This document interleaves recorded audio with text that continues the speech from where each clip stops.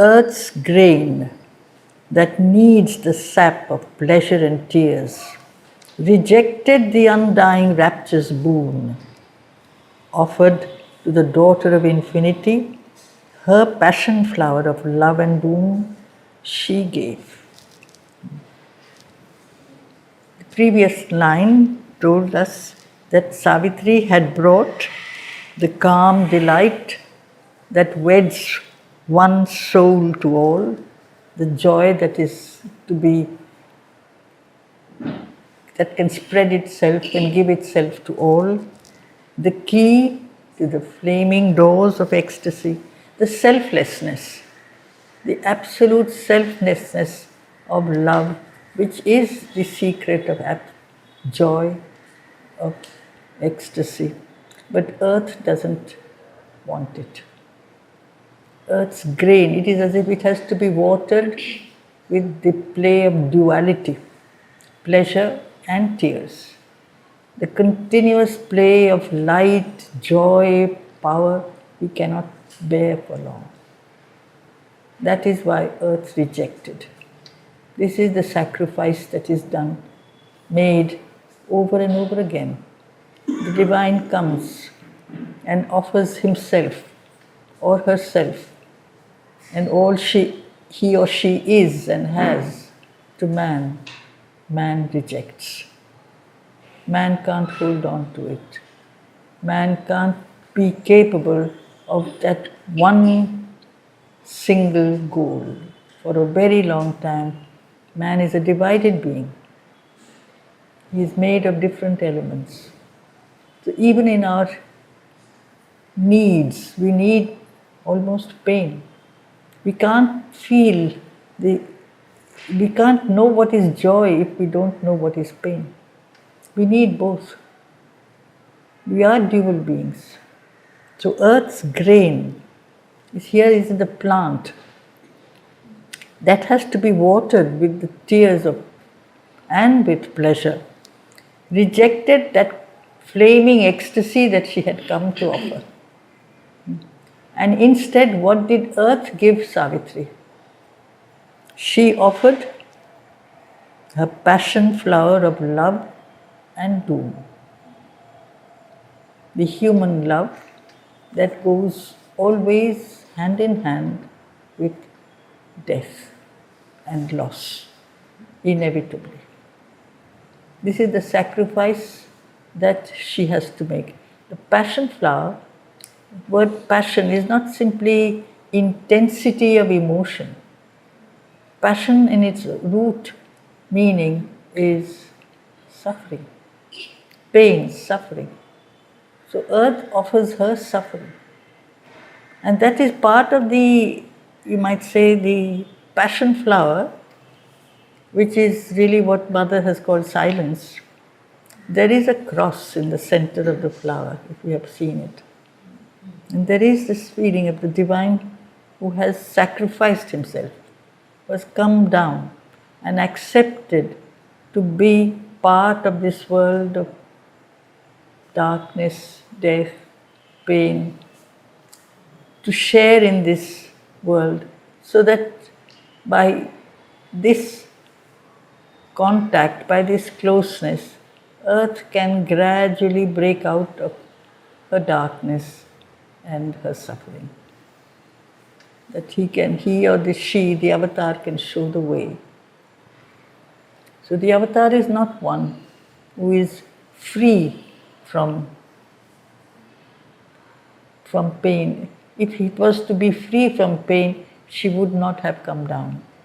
She has come down to take part in the earth's experience. And the earth's experience is an experience where inevitably there is loss. Wherever there is gain, there is loss. Wherever there is joy, there is pain.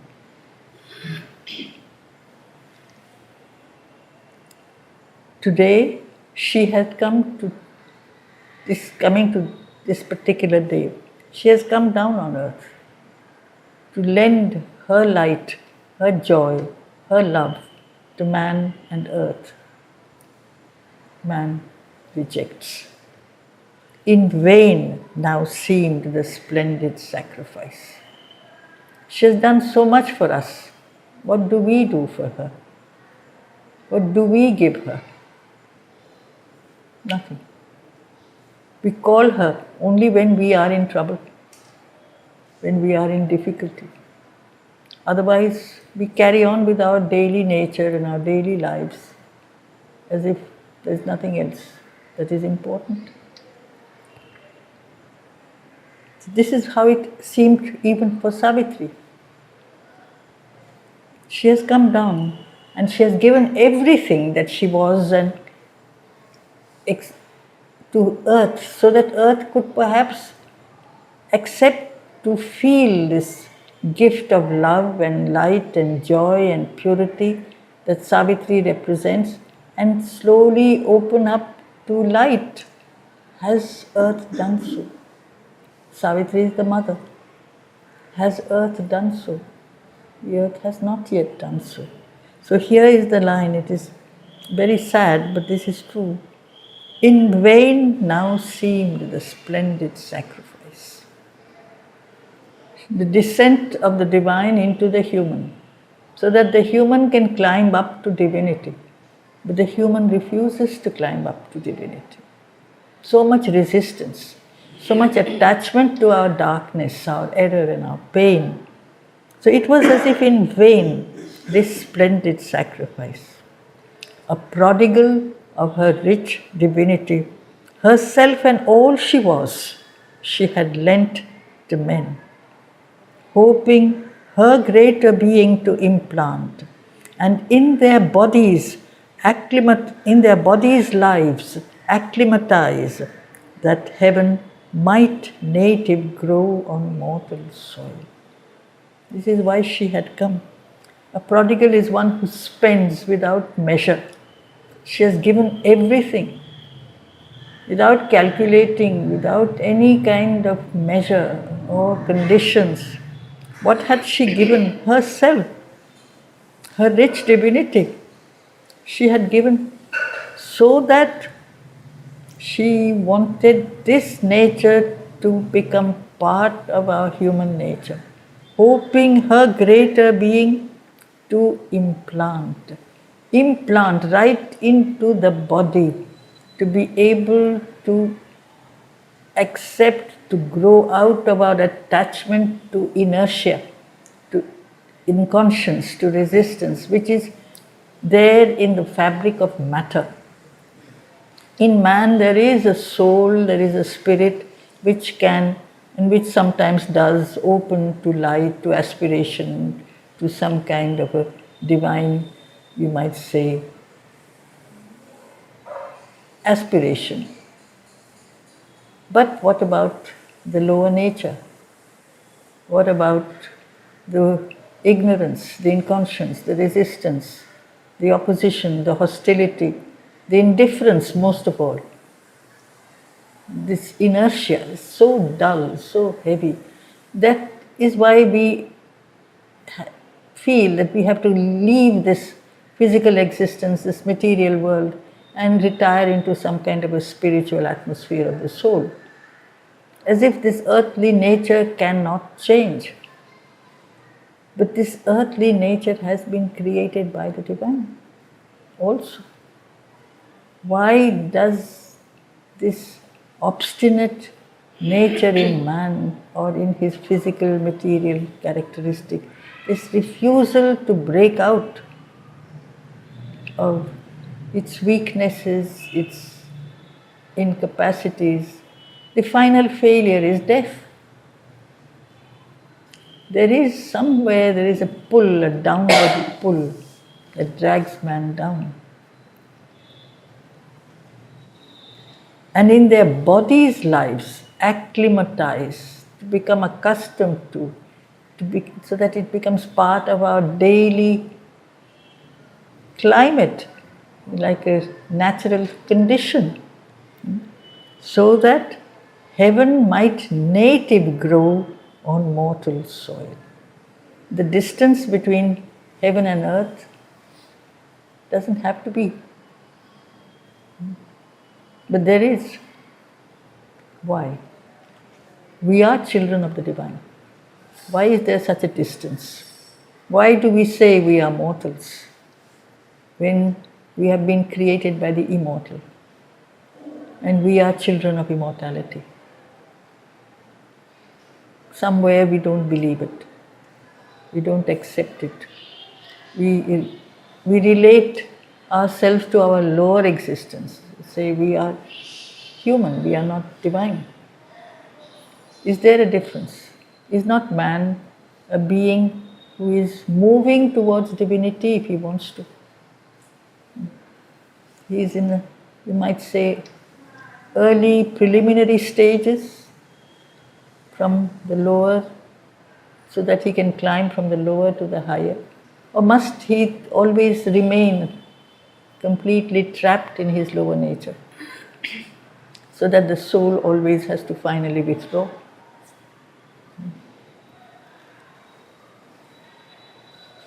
Then is this very strong line. Hard is it to persuade earth nature's change. Mortality bears ill the eternal's touch. It fears the pure divine intolerance of that assault of ether and of fire. It murmurs at its sorrowless happiness, almost with hate, repels the light it brings. It trembles at its naked power of truth and the might and sweetness of its absolute voice. This is the earthly nature. Mortality bears ill, very badly it bears the touch of the immortal. It is shaken out of its little frame of existence. We are mortals, that is, we have put a kind of a limit to our nature. That limit will be shattered by the touch of the eternal. We are terrified. We are always afraid to change. Even in small ways also it is difficult to change because we are trapped in the world of repetitive, habitual existence. We forget that we are on earth in order to change. The purpose of existence on earth is change. But this is the thing that we are most afraid of. To give up you might say, to give up a habit. A habit has been with us for a long time and we've adapted ourselves to a way of being. Even in small things, you get up at a particular time of the morning, you're habituated to that, and one day you have to get up at a different time, and your whole body and your nature will resist. If it is for such a small thing, can one really say that we have to get out of the habit of resistance, of density, of opposition to the light? We can't bear too much light. We can't bear too much truth. Anyone who gives us too much light, we cannot deal with it. How many people read the Life Divine? It's packed with light. And so we say it's too difficult, I don't want to read it. Somebody gives me a short summary, it's easier. But to read every word and enter into it and feel the power that is throbbing in every word, that means we have to break out of our dullness. We want everything in a much easier, much more simple manner because we accept that we are weak and we will forever remain weak. It fears the divine intolerance of that assault of ether and of fire. It's a very strong word. Intolerance, because when the divine touch comes, nothing else can stay. Everything has to go. If the divine light touches me, and if I am imperfect, I burn up. The impurity has to go. That is why it is fire. Fire purifies. Fire burns. It burns it removes the darkness. It removes the impurity. But if I love my impurity, then I can't Really, I don't want that fire. It's like an assault, it becomes an attack. Why ether? A sort of ether and a fire. Yeah. Fire by ether? Ether is spirit. It is beyond our human nature is bound by mind, which you can compare to sky or air, and ether is above. Ether is pure spirit which cannot be formulated, doesn't have a form. And we like form, we like definition, we like our limitation. We like to be caught in certain, you might say, limits. This I can understand. This is beyond me, you say. What is greater than my understanding? So I don't want it. We are attached to our imperfections. That is the problem. We are defined by our weaknesses. You say, I am afraid of this, I can't do that. Can I say that I am divine and I can do whatever I can't do today, I will do tomorrow? I'll be laughed at. But I am divine, you are divine, all is divine, there is nothing but the divine. But why don't we relate with that? Why do we relate with our smallness? And it is because of this resistance that we don't change, because we don't want to change. That there is a talk by the mother which starts with, if only humanity consented to be spiritualized. But the consent is not coming. We don't consent. We want her to do everything for us. But from our side, do we give our consent? Do we collaborate? As she says, will you collaborate? Will you help? We don't. We resist as much as we can. We stay the way we are. Again and again, the divine has come down on earth. Again and again, the divine has been thrown out, has had to go away. The divine embodied being, that is the avatar, it murmurs. The original meaning of murmur is to grumble. Softly, but to grumble. It's not only to speak softly, but to really show displeasure. But not too loudly. I'm afraid of speaking out openly, loudly against that great power which is the divine. But within me there is resistance. There is opposition. There is this murmur. Because we love our life where there is light and shade, joy and pain, pleasure and sorrow. Sorrowless happiness, constant, daily moving into the light, into the truth, into the divine. This is what kind of life is that? It is not very interesting. It's boring. We want all kinds of different experiences. This is our nature. We are made of mixed elements. The thing is, man is a being made of so many different elements. Through all these elements, the process of transformation has to go on. So our higher nature can accept, can even try, can open your heart, your mind, your spirit. What about your lower vital? What about your body? What about all the resistance, the attachment to ignorance and inconscience? You say, I can't do anything about that. I am part of the world of brute matter, so I am insensitive, I am dull. I can't do anything about that. I can't do because I don't want to. And that is why the divine comes down into that world and say, here, I have come down into your world. Can't you try to be a little like my world? Come to my world. This is the, you might say, almost the bargain or the deal.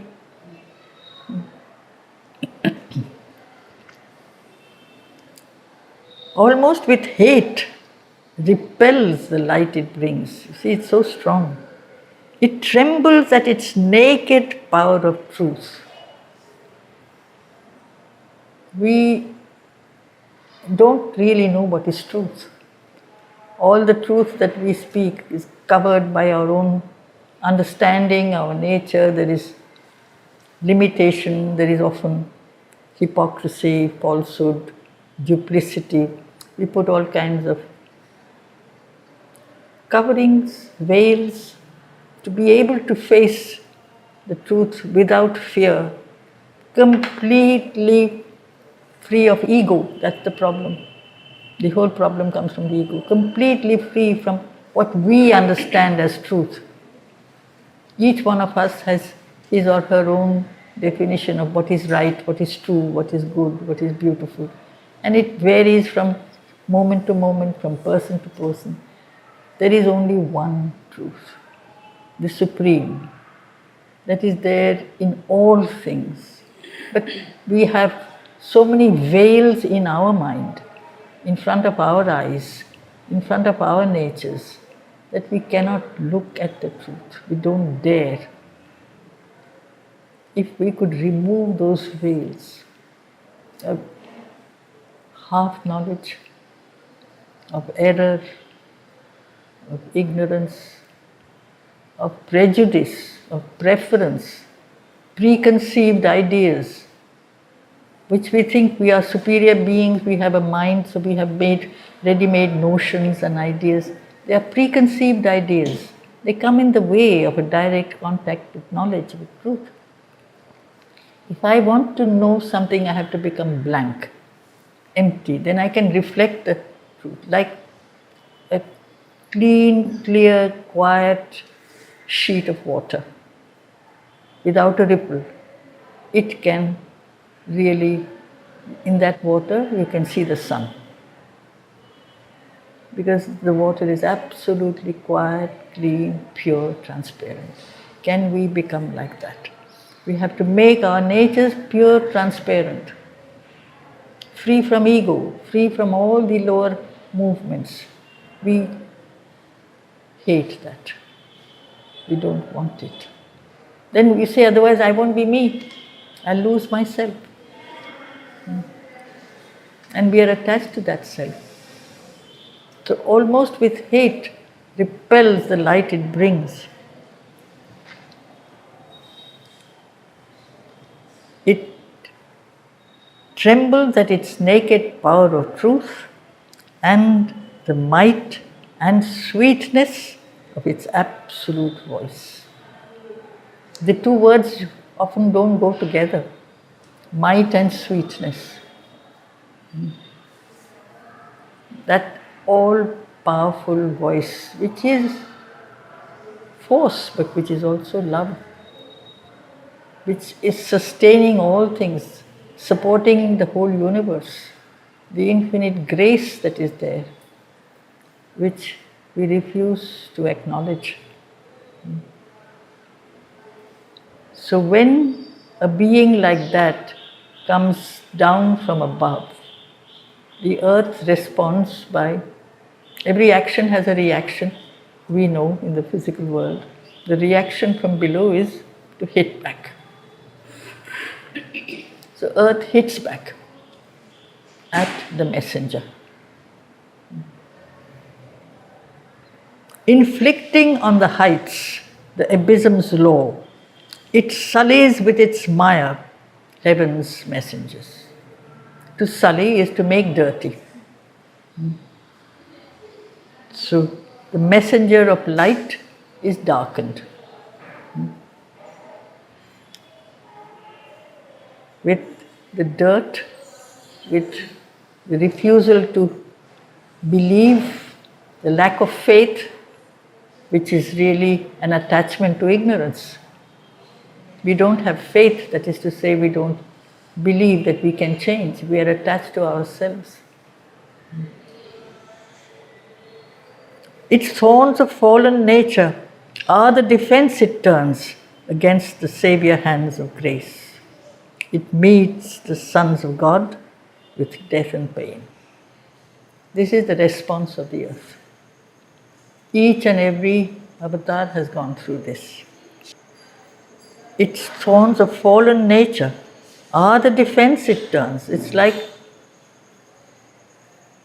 He's giving us the rose, earth offers the thorns. And the hands are bleeding, the hands of grace are bleeding. We hurt the divine. Every time we move towards darkness, voluntarily turn away from the light, we hurt the divine. And we say we love the mother. And we say we love the mother. Yes, exactly. That is where you have the lack of sincerity. The lack of sincerity has to be truth, nothing but. We are not, we don't know how to be sincere. So they come, these messengers come, these messengers go back. Their work unfinished. We remember only a name sometimes. A glory of lightnings traversing the earth scene. These messengers are like, in the world of darkness, they are like flashes of light that come. Their sun thoughts fading, darkened by ignorant minds, something we need to remember. Even for Mother and Sri Aurobindo's works, they are simply projections of experience and truth. We mentalize them, we reduce them, we bring them to our level of understanding. Instead of rising to their level of consciousness, at least attempt to rise. We can attempt to climb up. We may not be able to do so right away, but if the attempt is there, it's already something. Instead, we bring down the wisdom, the power, the truth to our level of knowledge. This is the beginning of all distortions in religion. Always.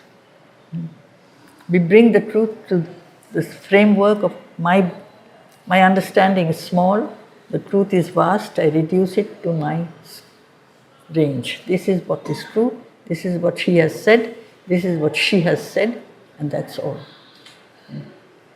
What is the truth? It's like infinite light, the sun. That has, the mind of man is not capable of holding on to the light. We have to go beyond the mind, or we have to silence the mind. If we can still the mind and open our natures, our heart, our inner spirit and soul and psychic, something of the light penetrates us. But instead, if with the mind we try to constantly interpret, explain and say, why did he say this and why did she say that? Because it doesn't meet with my approval in a sense. I don't accept this, I don't believe it. This is how we fade. The light of the truth fades.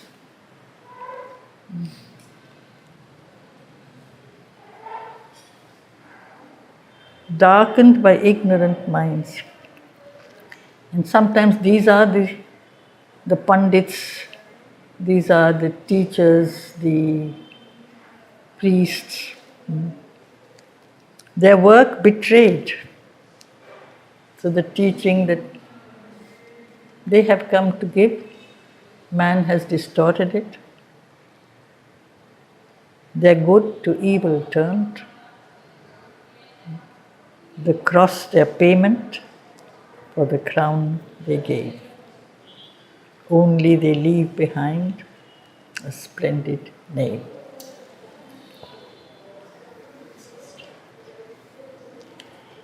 I think it was Sri Aurobindo who had told a story. There was a kind of,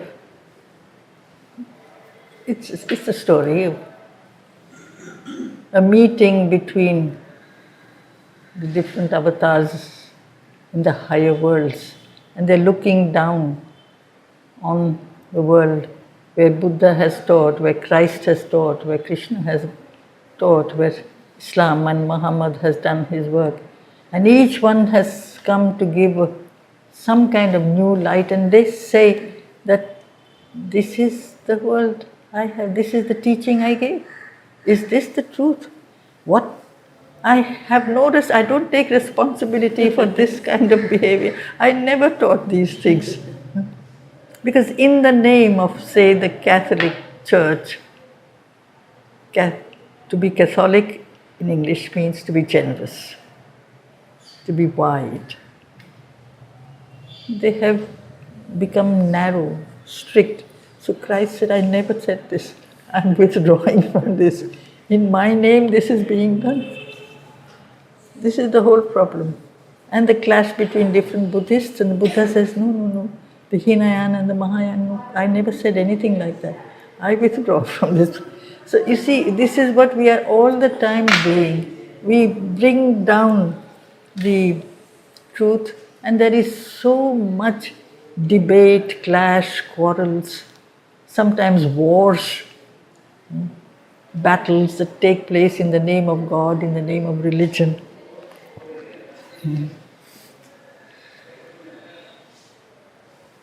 And they have come to give us the crown of light and knowledge. Instead, we give them the cross, symbol of sacrifice and suffering. We don't really turn to them. We only take their name. If a person attends the church or the temple or goes to a mosque quite regularly, he is spiritual. Is that all? And you remain the same. This was the problem Mother had on the way to, she was on the ship that was going to Japan.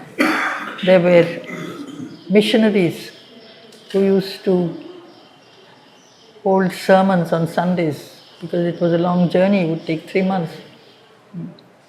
And the ship was full of different people who would play games and enjoy themselves. But at a given hour, around 10 o'clock in the morning on Sundays, they would go into the deck, bring their prayer books, and he would recite the sermon. They would say their prayers, and then once that half an hour was over, they would go back to their games, to their pleasures, to their enjoyments, as if they had paid their due to God or to their religion. So one of them found one day, noticed that Mother never attended them, these sessions. So he said, because she was white, she was expected to be Christian. You never come to these meetings? I said, no, I don't believe in them. You don't believe in God? No, I don't. Not in your God. What God do you believe? To become what you believe, that you can become what you are saying.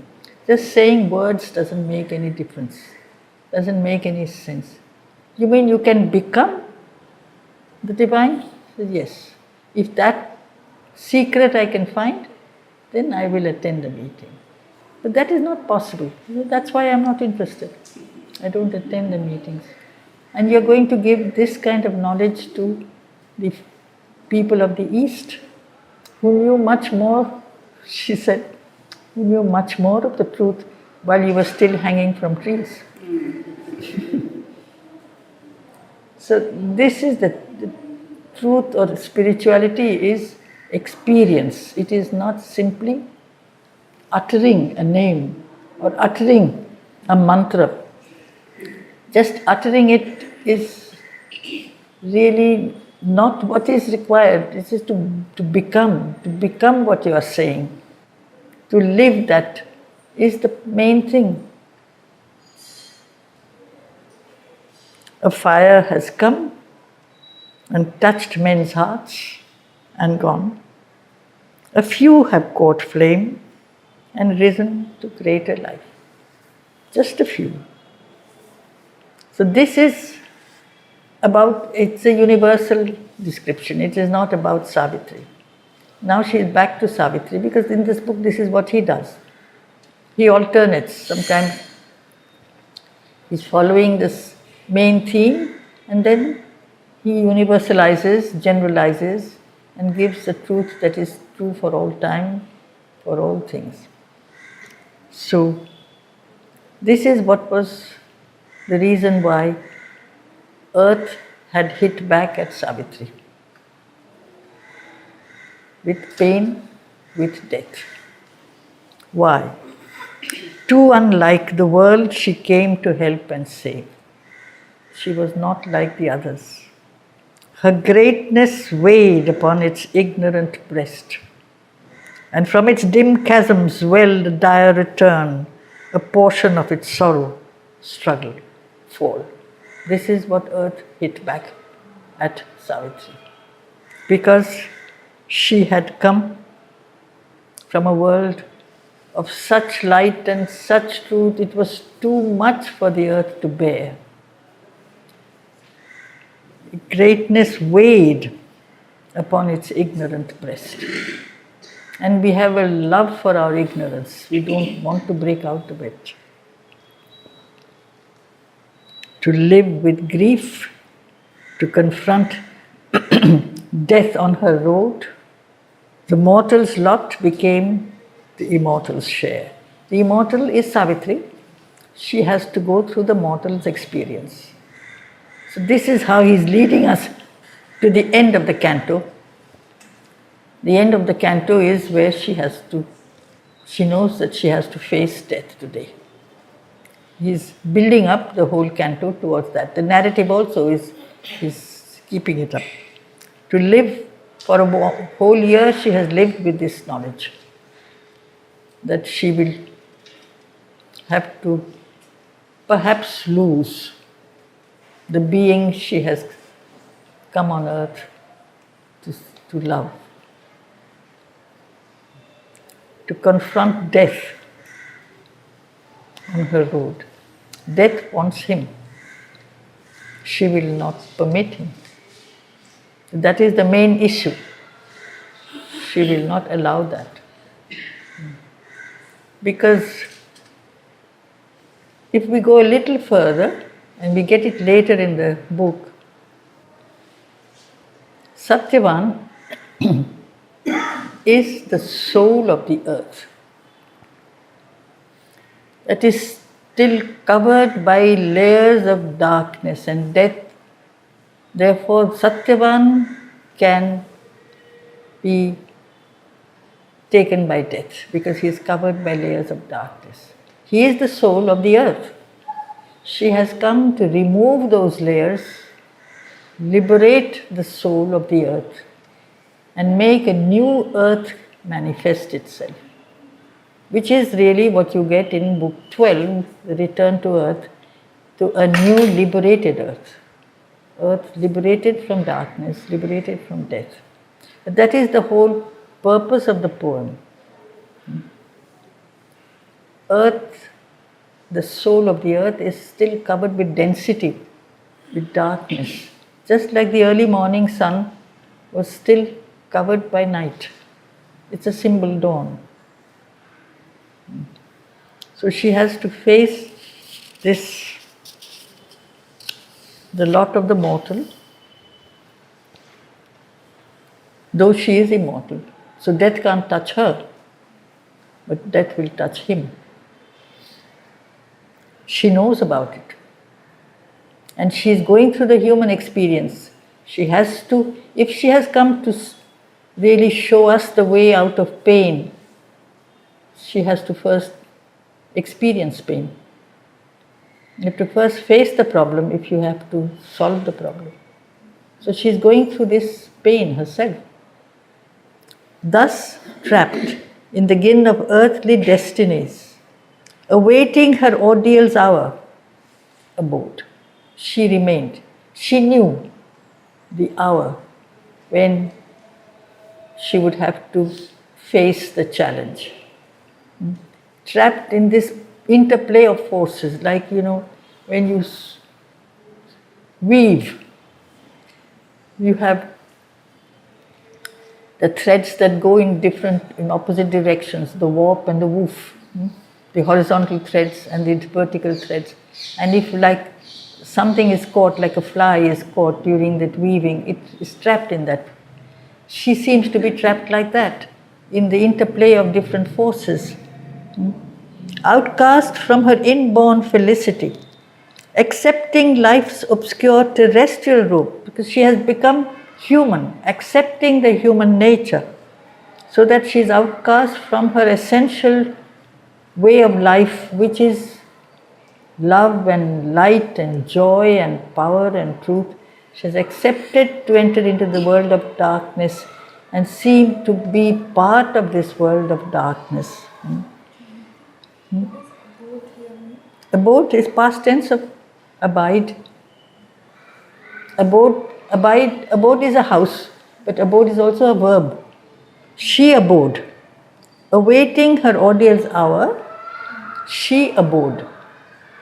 She waited quietly because she knows the time, she knows the day. She knows it will come because she was told. You see, in an epic you have this. Doesn't follow a normal sequence of a story. It doesn't start at the beginning and end with the end.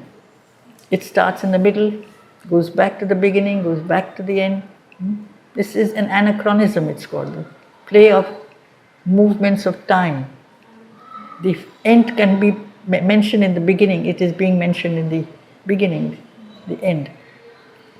This is not the end, it's the middle. So it doesn't follow the normal logical sequence. That is why even to be able to follow an epic, you have to have a very strong concentration and quiet reading, because if we expect that the story should begin in the beginning, then we are wrong. Where is the beginning of any story anyhow? When does any story begin? You have to keep on moving back.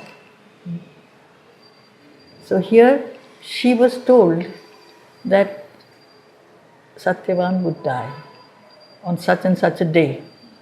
She knew. She was quiet. She was calm. She is preparing herself for that. So she was awaiting her ordeal, that test. She was outcast from her inborn felicity. She's going through pain. Accepting life's obscure terrestrial robe. Hiding herself even from those she loved. She is the supreme. Nobody knows it. Everyone found that she was special, she was different. But that she is the absolute supreme mother, no. Hiding not only her divinity, but hiding her power, accepting to be part of human suffering, human nature, human activities. The Godhead greater by a human fate. This is the greater God, who is willing to plunge into the darkness, to pass through all the experience of suffering and death and darkness, to lift the earth, by doing so, slowly show the way to earth to move from below upwards. Otherwise, a God is a being of light, lives in his world of light. The earth is still trapped in ignorance. He says, you have to, I don't belong there, I belong to the world of light. But that God who accepts to come down, to be part of our world of darkness, that is the greater love. To say, I will share your life, I will share your ignorance, I will share your pain, and then find the way out of it so that you also can walk in the path that I open out for you. Because it's like, they are like pathfinders, they open new paths, new ways of change. So we follow in their stride. A dark foreknowledge separated her from all of whom she was the star and stay. To all others she showed her face of light, joy, love. She cared for everyone in the hermitage. They all looked up to her like a guide. Stay is support. That pain she shared with none. Her love she shared with all. Her sweetness she gave to all, but the pain she kept for herself. So this is the greatness, too great to impart the peril and the pain. In her torn depths, she kept the grief to come. So that suffering she kept within her. It ate her up from within, you can say. Okay.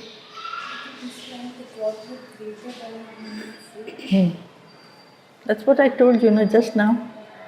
The divine being who accepts to enter into the human experience, pass through all that the human being can pass through. If you read the life of the mother, she's gone through all the experiences possible that man can go through. All the attacks and all the pains and all the pleasures and all the things that she has attempted, tried, done this, done that.